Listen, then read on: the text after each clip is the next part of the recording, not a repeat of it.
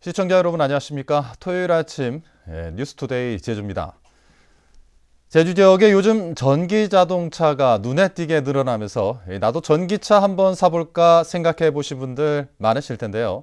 올해로 세 번째를 맞는 국제 전기차 엑스포에는 새로운 전기차들이 선보여 시민들의 눈길을 끌었습니다. 김찬영 기자입니다.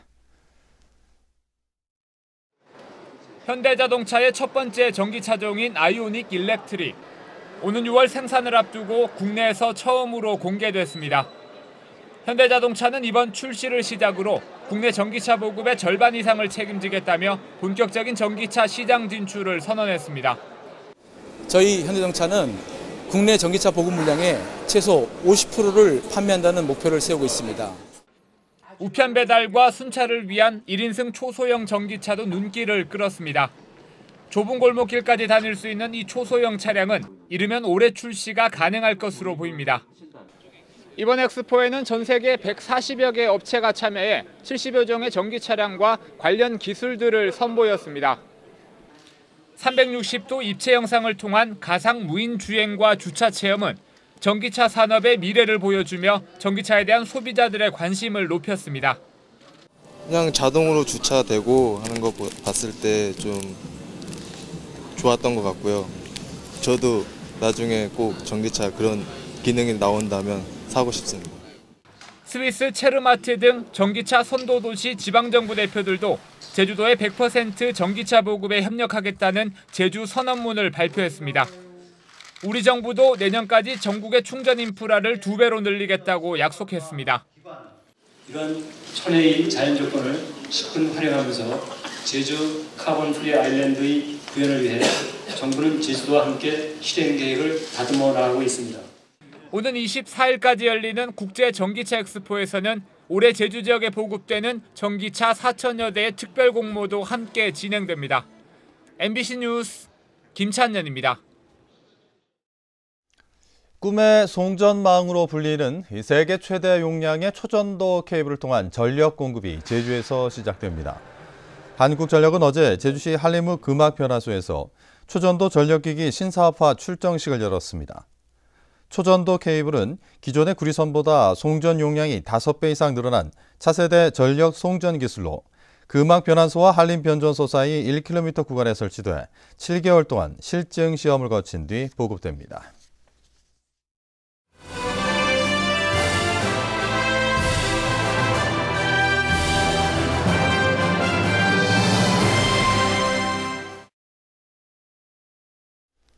제주시 을선거구에서는 현역 의원이 경선에서 탈락하면서 치열한 접전이 벌어지고 있습니다.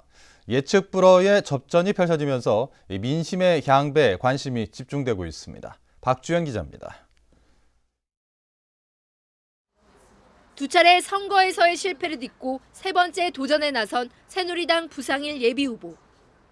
검사 출신인 부상일 후보는 과거 대선 캠프에서 쌓은 인적 네트워크를 활용해 제주의 현안을 풀어가겠다고 밝혔습니다. 첫 번째로 제주 4.3의 완전한 해결, 그래서 지금의 4.3 특별법을 개인의 배상과 명예회복을 실질적으로 할 수 있는 방향으로 개정하겠다고 얘기하고 있습니다. 꼭 필요하다고 생각합니다. 3선 현역 의원을 경선에서 꺾는 파란을 일으킨 더불어민주당 오영훈 예비후보. 제주대 총학생회장 출신인 오영훈 후보는 1%를 위한 정책이 아닌 99%의 서민을 위한 정치를 펼치겠다는 각오입니다. 상권을 강화하는 방향으로 먼저 접근을 했어요. 그런데 상권 강화를 먼저 접근하는 게 아니라 주거복지를 먼저 실현하는 게 우선이다. 제대로 사람이 살 수 있는 공간을 만들어주고 그런 가운데서 상권도 활성화되는 방향으로. 현직 대학 교수로서 처음 선거에 출마한 국민의당 오수용 예비후보. 제3당으로서 통큰 협력의 정치를 통해 제주도의 요구를 국가 시책으로 만들어가겠다는 구상입니다. 1차 산업을 고부가 같이 함과 동시에 6차 산업 동북권의 적절한 모델을 만들어내서 거기서 어떤 양질의 일자리 이런 것들을 만들어내는 일을 주도적으로 하고 싶습니다. 세대 교체와 새로운 정치를 내세운 후보들의 도전에 유권자들의 관심이 쏠리고 있습니다. MBC 뉴스 박주연입니다. 제주 출신 장하나 의원이 더불어민주당 후보 경선에서 탈락했습니다. 더불어민주당은 서울 노원갑 선거구 경선에서 고용진 지역위원장이 58%를 득표해 장하나 의원을 누르고 후보로 선출됐다고 밝혔습니다. 장 의원은 경선에서 탈락한 뒤 페이스북에 많은 분들이 도와주셨는데 결과가 좋지 못해 죄송하다고 밝혔습니다.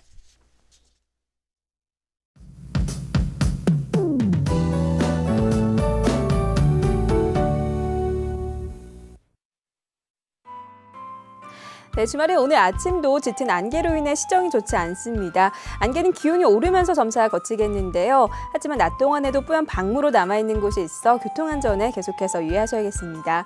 한편 오늘은 대부분 지역이 예년 이맘때 기온을 보이겠는데요. 남부 지역은 북서풍이 한라산을 넘는 횡현상이 나타나면서 낮 기온이 크게 오를 전망입니다. 휴일인 내일은 평년 기온을 웃돌면서 따뜻한 봄 날씨를 만끽하기 좋겠고요. 하늘에는 가끔 구름만 지나면서 대체로 맑은 하늘과 함께 하겠습니다. 다음은 자세한 지역별 날씨입니다. 네, 오늘 아침 북부 지역의 기온 어제보다 3도가량 낮은 모습이지만 여전히 평년보다는 높고요. 낮 기온은 14도에서 15도가 예상됩니다. 서부 지역의 기온 11도로 출발해서 17도까지 오르겠고요. 남부 지역은 낮 기온이 20도까지 오르면서 한결 가벼운 옷차림 하셔도 되겠습니다. 현재 구자의 기온 11도, 성산과 표선 12도, 낮 기온은 17도 안팎을 보이겠습니다. 네, 오늘도 한라산을 횡단하는 운전자들은 짙은 안개에 각별히 주의하셔야겠고요. 섬적 맑은 날씨 속에 기온은 평년보다 3도가량 높겠습니다. 물결은 모든 바다에서 약간 높게 일겠습니다. 네, 현재 대부분 지역에는 안개가 낀 가운데 대구공항에 저시정특보가 내려져 있습니다. 네, 다음 주에는 별다른 비 소식 없이 구름만 지나면서 바깥 활동하기 좋겠습니다. 날씨였습니다. 어제 저녁 7시 반쯤 제주시 우도면의 한 식당에서 불이 나 주방과 조리기구 등을 태워 소방서 추산 120만 원의 재산 피해가 났습니다. 소방당국은 직원이 주방에서 조리하던 중 불길이 환풍기에 붙은 기름때에 옮겨 붙은 것으로 보고 정확한 화재 원인을 조사하고 있습니다. 제주지방경찰청은 특별한 사정 없이 자녀를 학교에 입학시키지 않은 혐의로 40살 서모 씨를 입건했습니다. 서 씨는 올해 초등학교 입학해야 하는 딸이 있는데도 학교 입학을 1년간 유예하겠다고 교육청에 통보한 뒤 잠적한 혐의를 받고 있습니다. 경찰 조사 결과 서 씨는 절도 혐의로 수배되고 가정 불화를 겪자 지난해 11월 남편 몰래 다른 지방으로 딸과 함께 도주한 것으로 드러났습니다. 올해부터 제주 4.3 희생자 추념 기간이 처음으로 운영됩니다. 제주도는 내일부터 다음 달 10일까지를 4.3 추념 기간으로 정해 4.3 단체와 교육청 등과 함께 관련 행사를 진행할 계획입니다. 한편 제68주기 4.3 희생자 추념식은 다음 달 3일 오전 10시에 열리며 4.3 평화정신 제주의 가치로가 슬로건으로 선정됐습니다. 제주도교육청 소속 연구기관이 정부가 추진하는 국제학교 과실송금은 시기상조라는 연구 결과를 내놓았습니다.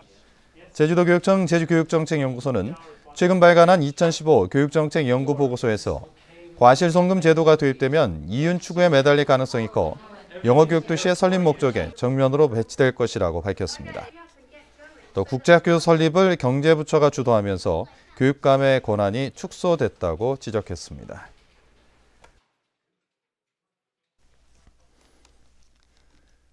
제주시 화북상업지역 도시개발 사업이 본격 추진됩니다. 제주도는 최근 화북상업지역 도시개발 사업 조례 제정에 따른 입법 예고 절차를 밟고 오는 28일까지 관련 의견을 접수하고 있습니다.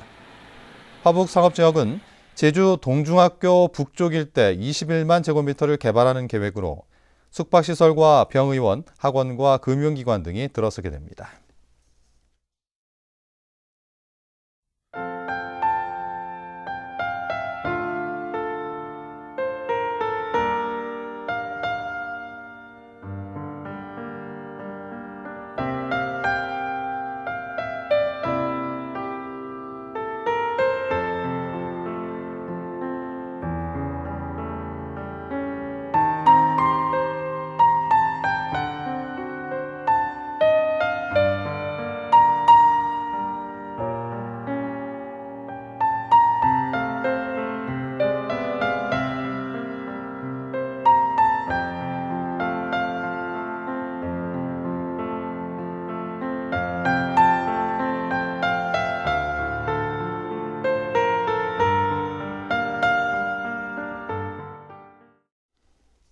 이상으로 뉴스투데이 제주를 모두 마칩니다. 시청자 여러분 고맙습니다.